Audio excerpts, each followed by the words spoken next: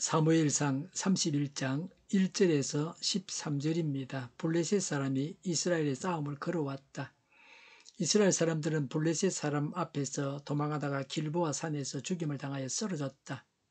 블레셋 사람들은 사울과 그의 아들들을 바삭 추격하여 사울의 아들 요나단과 아비나답과 말기수아를 죽였다. 싸움이 치열해지면서 전세가 사울에게 불리해졌다. 활을 쏘는 군인들이 사울을 알아보고 활을 쏘자 그가 화살을 맞고 중상을 입었다. 사울이 자기의 무기 담당 병사에게 명령하였다. 내 칼을 뽑아서 나를 찔러라. 저 할례받지 못한 이방인들이 와서 나를 찌르고 능욕하지 못하도록 하여라.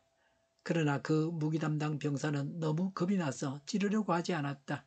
그러자 사울은 자기의 칼을 뽑아서 그 위에 엎어졌다. 그 무기 담당 병사는 사울이 죽는 것을 보고 자기도 자기의 칼을 뽑아 그 위에 엎어져서 사울과 함께 죽었다. 사울과 그의 세 아들과 사울의 무기 담당 병사가 이렇게 죽었다. 사울의 부하도 그날 다 함께 죽었다.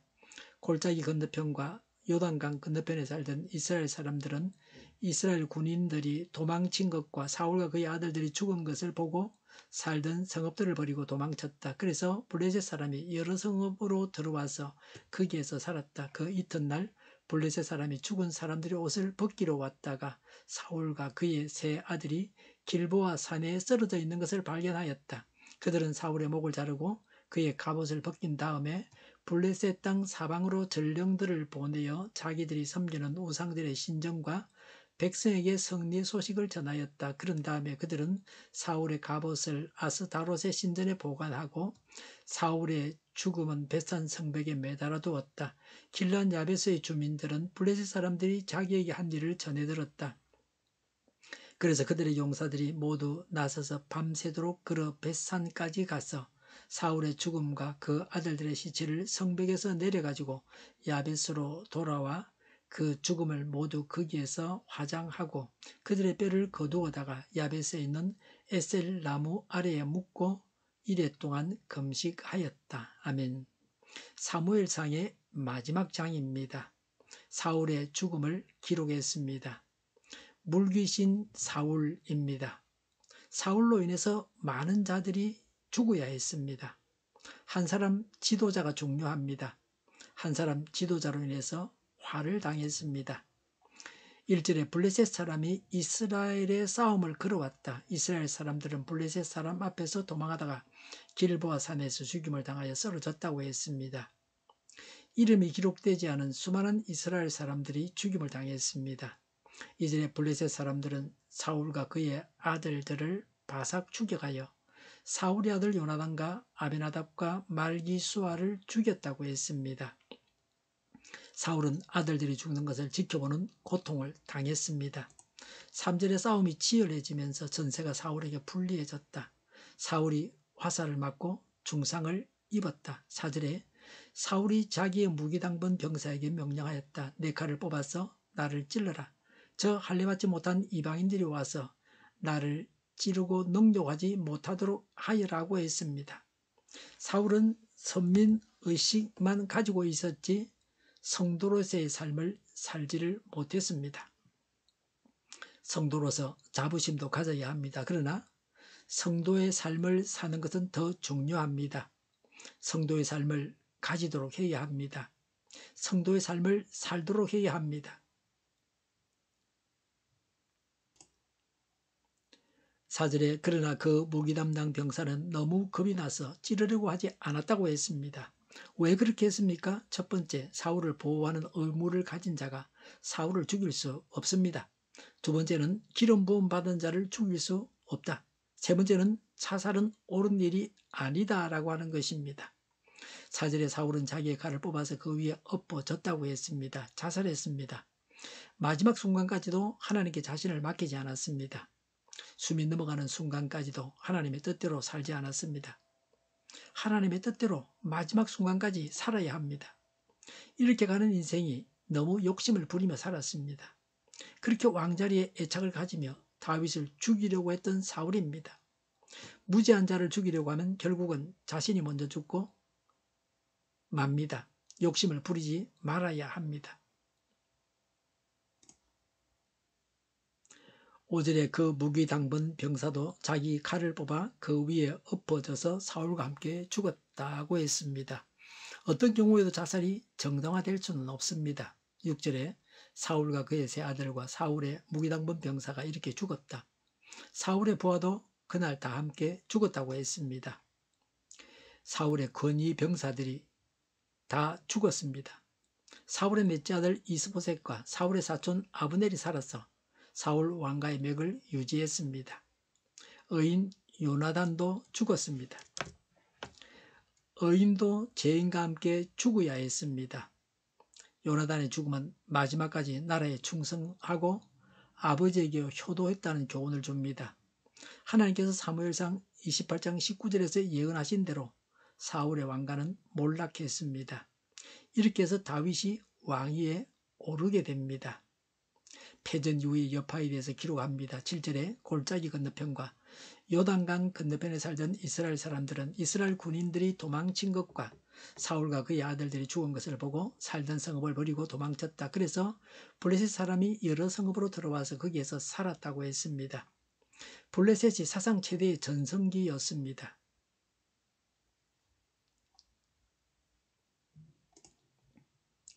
왕이 있다고 해서 이스라엘이 전쟁에 이기는 것은 아닙니다. 성공과 실패는 하나님과 정상적인 관계 유지에 달려 있습니다. 사울 왕으로 인해서 이스라엘이 패전하고 수많은 사람들이 함께 죽었습니다. 악인은 혼자 죽어야 최선입니다. 이런 최악의 선택을 해서는 안 됩니다. 8절에 그 이튿날 블레셋 사람이 죽은 사람들의 옷을 벗기러 왔다가 라고 했습니다. 블레셋 사람들이 옷과 물건을 약탈하려고 했습니다. 그 당시에는 죽은 사람들의 옷과 물건까지도 가치가 있었습니다. 8절에 사울과 그의 세 아들이 길보아 산에 쓰러져 있는 것을 발견하였다. 10절에 사울의 갑옷을 아스다롯의 신전에 보관하고 9절에 블레셋 땅 사방으로 전령들을 보내어 자기들이 섬기는 우상들의 신전과 백성에게 승리 소식을 전하였다고 했습니다. 적국의 왕을 죽였다고 완전한 승리를 축하하고 있습니다. 그런데 사실은 쓰레기를 치운 것에 불과했습니다. 사울이 사라지기 위해서 다윗의 시대가 열리게 했습니다. 그래서 다윗이 왕이 되어서 블레셋은 망하게 됩니다. 사람들이 축하하지만 사실은 축하할 일이 아닌 것이 허다합니다. 죄인들은 죄를 짓고 나서 축하합니다. 축하할 일이 아니죠. 통곡해야 될 일입니다. 9절에 그들은 사울의 목을 잘랐습니다. 사울은 죽은 다음에 다시 목베임을 당했습니다. 시체의 목을 베는 것과 10절에 사울의 죽음은 벳산 성벽에 매달아 두는 것은 수치를 주는 것입니다. 하나님을 대적하는 자는 수치를 당합니다. 이스라엘의 왕이었지만 이렇게 수치스러운 죽임을 당했습니다. 영광의 자리에 있으면서 직분 감당을 못하고 범죄하면 더 부끄러운 수치를 당합니다. 사울의 장례식입니다. 11절에 길랏 야베스의 주민들은 블레셋 사람들이 사울에게 한 일을 전해 들었다고 했습니다. 길랏 야베스는 요단 동편 므낫세 지파에 속한 자들입니다.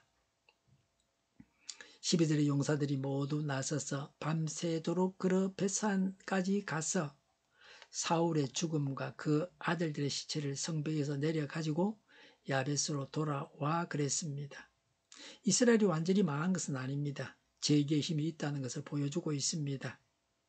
길랏 야베스 사람들이 이렇게 했습니다. 12절에 그 죽음을 모두 거기에서 화장하고 13절에 그들의 뼈를 거두어다가 야베스에 묻었습니다. 자발적으로 자기를 희생하며 헌신했습니다. 이들은 충정을 보여주고 있습니다. 사무엘상 11장 1절부터 11절에 암몬이 공격했을 때 사울이 구해준 데 대한 보답이었습니다. 하나님의 은혜에 보답하는 자가 되어야 합니다. 13절에 이래 동안 금식하였다고 했습니다.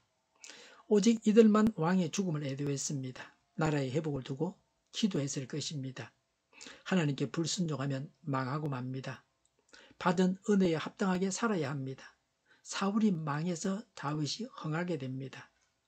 다윗이 왕이 되어 이스라엘은 흥하게 됩니다. 망할 자는 망해야 합니다. 우리에게 있는 불순종은 망해야 됩니다. 하나님을 대적하는 모든 공권력은, 모든 지도자들은 하루속히 망하는 것이 나라를 살리는 길입니다. 그것이 우리가 사는 길입니다. 복을 주는 지도자가 되어야 합니다. 그런 지도자를 주십사고 기도해야 합니다. 기도하겠습니다. 망할 자가 망하게 하시고 흥할 자가 흥하게 하옵소서. 같이 망하지 않게 하옵소서. 그래서 가정과 국가와 교회가 번영과 복을 누리게 하옵소서. 복을 주는 지도자를 주옵소서. 정의가 강물처럼 흘러가게 하여 주시옵소서. 교회가 분열되지 않고 하나가 되게 하여 주시옵소서. 교회가 한 목소리를 내게 하옵소서. 전쟁이 그치고 평화가 오게 하여 주시옵소서. 성경을 대적하는 자가 없어지게 하여 주시옵소서. 주사파와 공산당과 이적 단체들과 적화 통일로 나아가게 하는 자들이 없게 하옵소서. 이 땅에 다시는 전쟁이 일어나지 않게 하옵소서. 적화 통일되지 않게 하옵소서. 자유민주 국가로 전쟁이 아닌 평화롭게 통일을 이루게 하옵소서. 하나님을 대적하는 법과 있어서는 안 될 법을 만들지 않게 하옵소서. 있어야 할 법을 폐기하지 않게 하옵소서. 재판이 지연되지 않게 하옵소서. 정의로운 판결이 내려지게 하옵소서. 정치적 판결하는 자들과 악한 판결하는 자들이 사라지게 하옵소서. 일을 하는 자들이 정당한 대우를 받게 하옵소서. 놀고 먹는 자가 없게 하옵소서. 일을 만드는 자가 아니고 일을 하는 자가 되게 하여 주시옵소서. 파업과 시위가 그치게 하옵소서. 나라를 망하게 하는 모든 주제들이 사라지게 하옵소서. 군대도 갔다 오지 않고 국회의원 하겠다는 자들이 없게 하옵소서. 눈먼 지도자, 악한 지도자, 자기 배만 부리는 지도자가 사라지게 하옵소서. 앞을 보고 선한 것을 분별해 살고 앞길을 제시하고 섬기는 지도자만 있게 하옵소서. 하나님께서 주신 권세로 섬기는 자가 강해지게 하옵소서. 지도자들과 이 백성들에게 선한 것을 분별하는 지혜를 주옵소서. 나아갈 길을 알게 하시고 취할 것과 버릴 것을 알고 행하여 흥하게 하옵소서. 적절한 때에 고칠 것을 고치게 하옵소서. 업무방해가 없게 하시고 업무에 충실하게 하옵소서. 쓰레기 더미를 뒤지지 말고 성경에서 보물을 찾게 하옵소서. 기도하는 기쁨, 응답받는 기쁨, 성도들이 모여서 교제하는 기쁨, 말씀해 주는 기쁨, 예배 드리는 기쁨을 누리게 하옵소서. 우리 동일교회가 만군온집하게 하여 주시옵소서.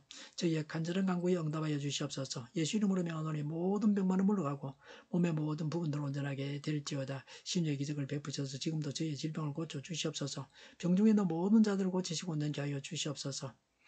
저희와 교회와 나라의 민족을 불쌍히 여겨 주시옵소서. 갇힌 자를 풀어서 자유하게 하여 주시옵소서. 모든 악한 것들을 제거하여 주시옵소서. 하나님께서 기뻐하시는 교회와 나라가 되게 하시며 경제가 나아지고 경상수지와 무역수지가 흑자를 유지하게 하시며 출산율이 올라가고 출산의 기쁨을 누리게 하여 주시옵소서. 가공은 피들이 건강하게 하는 먹을거리가 되게 하시며 늘 맑은 공기를 마실 수 있게 하여 주시옵소서. 우리 교회 문제들이 해결되게 하여 주시옵소서. 의사들이 제자리로 돌아오게 하여 주시옵소서. 성인들의 앞길이 열리고 합격 영광을 누리게 하옵소서. 우리나라가 마약 청정국이 되게 하시며 국가부채, 안전부채, 가계부채, 기업부채, 각종 부채를 다 갚게 하옵소서. 의견과 자재 공급이 원활하게 하여 주시옵소서. 4월 10일 총선을 주님께서 주장하셔서 하나님의 뜻이 이루어지게 하여 주시옵소서. 오늘도 하나님 안에서 사고 넘치는 삶, 복된 삶을 살게 하여 주시옵소서. 감사와 찬양을 주님께 돌려드리며 예수님의 이름으로 기도하옵나이다. 아멘.